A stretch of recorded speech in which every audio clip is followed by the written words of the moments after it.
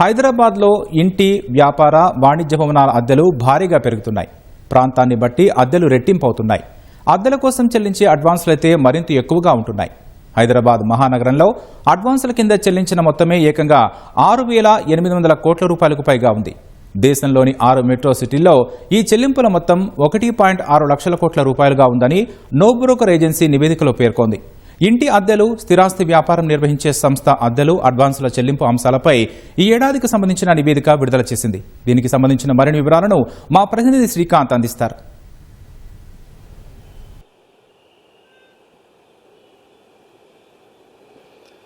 No broker agency హైదరాబాద్తో పాటు మొత్తం దేశంలోని 6 మెట్రో సిటీల పైన ఇంటి అద్దెలు, అదేవిధంగా అడ్వాన్సుల చెల్లింపులు ఏ విధంగా ఉన్నాయి. ఎందుకంటే సాధారణంగా ఇంట్లో అద్దెకు దిగేటప్పుడు దానికి సంబంధించి ఇంటి అద్దెతో పాటు 2 నెలలు లేదా 3 నెలలు అంటే యజమాని విధించే నిబంధన ఆధారంగా కూడా అడ్వాన్స్ చెల్లించాల్సి ఉంటుంది.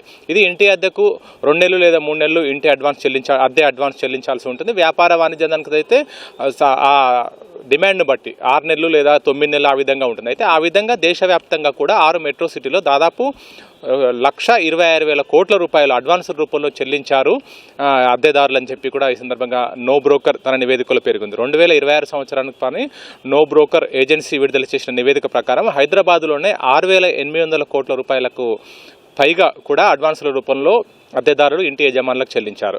అయితే ఇదంతా కూడా వివిధ రూపాల్లో కూడా నివేదిక కూడా విడుదల చేసింది. దీనికి సంబంధించి ఇంటి అద్దెలకు సంబంధించిన రిపోర్టు కూడా ఈ నో బ్రోకర్ తన నివేదికలో పేర్కొంది. అయితే హైదరాబాద్ మహానగరంలో సరాసరి అద్దె అంటే యావరేజ్గా 17,387 రూపాయలు కూడా ఉంది. 2024లో ఇది 15,487 రూపాయలు ఉండగా 2025లో 16,880 రూపాయలకు పైగా ఉంది. ప్రస్తుతానికైతే 17,387 రూపాయల వరకు చేరింది.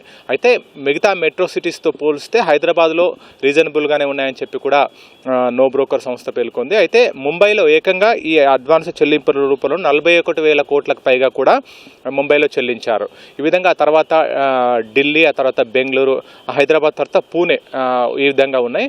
అయితే ఈ ఐటీ కారిడార్ ప్రాంతాల్లో కూడా ఎక్కువగా ఇంటి అద్దె ఉన్నట్టు కూడా ఈ సంస్థ పేర్కొంది. ఎందుకంటే అక్కడ ఐటీ ఉద్యోగులు, ఫార్మా ఉద్యోగులు, జీసీసీ, ఇతర కార్పొరేట్ కార్యాలయాలు, బ్యాంకింగ్ కార్యకలాపాలు, ఈ విధంగా చాలా కంపెనీలు కూడా ఐటీ పశ్చిమాన అంటే హైదరాబాద్ పశ్చిమం వైపు రాయదుర్గం, గచ్చిబౌలి, మాదాపూర్, ఈ మణికొండ, నానక్రామ్గూడ ఈ ప్రాంతాల్లో కూడా ఎక్కువగా ఈ ఐటీ కార్యాలయాలు ఉన్నాయి. కాబట్టి ఐటీ కార్యాలయాల పరిసర ప్రాంతాల్లో ఇంటి అద్దె ఎక్కువగా ఉన్నట్టు కూడా ఈ ఐటీ ఉద్యోగులందరూ కూడా మంచిగా ఫెసిలిటీస్ ఉండే విధంగా, ఎందుకంటే బహుళ అంతస్తుల భవనాల్లో, గేటెడ్ కమ్యూనిటీలో వాళ్ళంతా కూడా ఉండే విధంగా కూడా ఫెసిలిటీస్ ఎక్కువగా కోరుకుంటున్నారు వాళ్ళు. కాబట్టి ఆ విధంగా అద్దె కూడా ఇంటి యజమానులు కూడా ఆ విధంగా సౌకర్యాలు కల్పించి అద్దె నిర్ణయిస్తున్నారు. అంతేకాకుండా బంజారాహిల్స్, జూబ్లీహిల్స్ ప్రాంతాల్లో కూడా అద్దె ఎక్కువగానే ఉంది.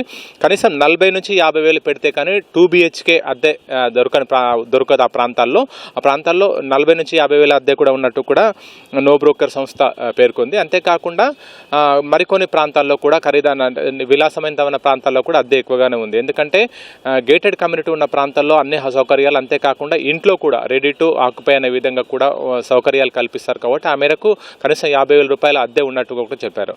అయితే అంతేకాకుండా మెట్రో స్టేషన్ పరిసర ప్రాంతాల్లో కిలోమీటర్ దూరంలో ఉంటే కూడా ఆ ప్రాంతాల్లో కూడా అద్దె ఎక్కువగా ఉంటుంది. ఎందుకంటే రవాణా సౌకర్యం ఈజీగా ఉంటుంది. కనీసం ఒక 5 నుంచి 10 నిమిషాల దూరంలో మెట్రో స్టేషన్ చేరుకునే విధంగా ఉంటే అక్కడి నుంచి సులభంగా మెట్రో అంటే అటు హైటెక్ సిటీ కానీ ఇటు నగరంలో ఇతర ప్రాంతాల్లో మెట్రో కనెక్టివిటీ ఉన్న ప్రాంతాల్లో ఎలాంటి ట్రాఫిక్ సమస్యలు తలెత్తకుండా సులభంగా అక్కడికి వెళ్ళొచ్చు. కాబట్టి అలాంటి ప్రాంతాల్లో కూడా రెంట్ ఎక్కువగా ఉందని నో బ్రోకర్ సంస్థ పేర్కొంది. అంతేకాకుండా కేవలం ఐటీ కారిడార్ ప్రాంతాల్లోనే కాకుండా బోరబండ, బాచుపల్లి, మియాపూర్ అలాంటి ప్రాంతాల్లో కూడా అంటే అక్కడి నుంచి కూడా ఈ సులభంగా ఈ ఐటీ కారిడార్కి వెళ్ళొచ్చు. ఆ ప్రాంతాల్లో కూడా ఇంటి అద్దె ఏకంగా రెట్టింపైందని చెప్పి కూడా నో బ్రోకర్ సంస్థ పేర్కొంది. గత 10 ఏళ్లతో పోలిస్తే అద్దెలు భారీగా పెరిగిపోయాయి. అయితే ఈ అద్దెలు పెరగడం వల్ల కొంతమంది అంటే సామాన్య మధ్యతరగతి, దిగువ మధ్యతరగతి, ఎగువ మధ్యతరగతి వాళ్ళు మాత్రం కొంత ఆలోచించి, ఎందుకంటే ఐటీ లాంటి సంస్థల్లో పనిచేసే ఉద్యోగులు అయితే సులభంగా తమకు నచ్చిన ఇంటిని చేరుకునే విధంగా, అంతేకాకుండా ఒకవేళ ఇల్లు నచ్చితే అద్దె పెరిగినప్పటికీ అదే ఇంట్లో కొనసాగడానికి, దీర్ఘకాలికంగా అదే ఇంట్లో ఉండడానికి కూడా వాళ్ళు ఆసక్తి చూపిస్తున్నారు. కానీ మధ్యతరగతి వాళ్ళైతే ఒకవేళ నచ్చిన ఇల్లు నచ్చినప్పటికీ అద్దె ఎక్కువగా ఉండడం వల్ల ఆ ఇంట్లో చేరలేకపోతున్నారు. ఈ అభిప్రాయాలు కూడా కొంతమంది నో బ్రోకర్ సంస్థ వద్ద వ్యక్తం చేశారు. అంతేకాకుండా ఈ డిపాజిట్కి సంబంధించి ఎప్పుడైతే ఇంట్లో అద్దెకు దిగడానికి సంబంధించి అడ్వాన్సులు చెల్లించిన సందర్భంలో ఆ అడ్వాన్సులకు సంబంధించి దాదాపు 6,800 కోట్లు హైదరాబాద్ మహానగరంలో చెల్లించారు. అయితే ఇందులో తిరిగి అంటే మనం ఇల్లు ఖాళీ చేసి వెళ్లే సందర్భంలో అద్దెదారుకు ఇంటి యజమాని అడ్వాన్స్ చెల్లించిన తిరిగి చెల్లించాల్సి ఉంటుంది. అయితే ఇందులో దాదాపు 52% మంది మాత్రం అంటే సుమారు 100 మంది అడ్వాన్స్ రూపంలో చెల్లించిన డబ్బును తిరిగి ఇల్లు ఖాళీ చేసే సందర్భంలో తిరిగి తీసుకెళ్లే సందర్భంలో కేవలం 52% మంది మాత్రమే ఆ అడ్వాన్స్ మొత్తాన్ని కూడా తిరిగి తీసుకోగలుగుతున్నారు. 28% మాత్రం చెల్లించిన అద్దెలో అడ్వాన్స్లో కొంత తగ్గించి ఇస్తున్నారు. 16% మంది మాత్రం ఏకంగా యజమానితో గొడవపడి అడ్వాన్స్ విషయంలో గొడవలు తలెత్తుతున్నారు. 4% మంది మాత్రం అసలు తీసుకోకుండా వెళ్తున్నారు. ఈ విధంగా నో బ్రోకర్ సంస్థ పలు విషయాలను పేర్కొంది. రాకేష్.